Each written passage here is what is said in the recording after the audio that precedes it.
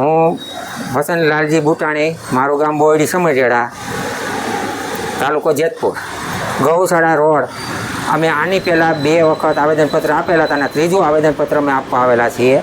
Road અમારે ઊંડો કરવાનો છે, તો એ ઉપર કરવા માગે છે. આની પહેલાં 2 વખત પાકો રોડ થઈ ગયો છે, તો આશિવ કલે અમે એમ કહીએ છીએ ઊંડો કરો. સરપંચ અગ્રી છે, પણ એના જે બે ત્રણ જે પાદિયા છે એ કરવા દેતા નથી.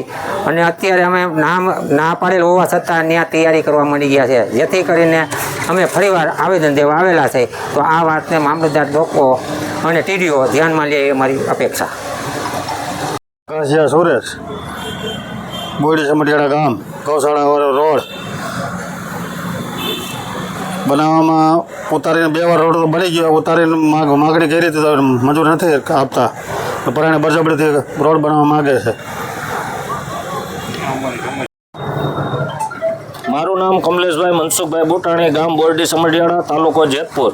અમારો ગૌશાળા રોડ ઉતારીને બનાવવો પડે એવી પરિસ્થિતિ છે અને આજુબાજુના રહીશોને ડેલામાંથી વરસાદી પાણી કોઈ નીકળે એવી એનો કોઈ નિકાલ નથી. એના માટેની વ્યવસ્થા માટે અમે 2 વખત આવેદનપત્ર ટીડીઓ સાહેબને આપેલું હતું, છતાંય ટીડીઓ સાહેબે કોઈ વસ્તુ ધ્યાનમાં લીધેલ નથી.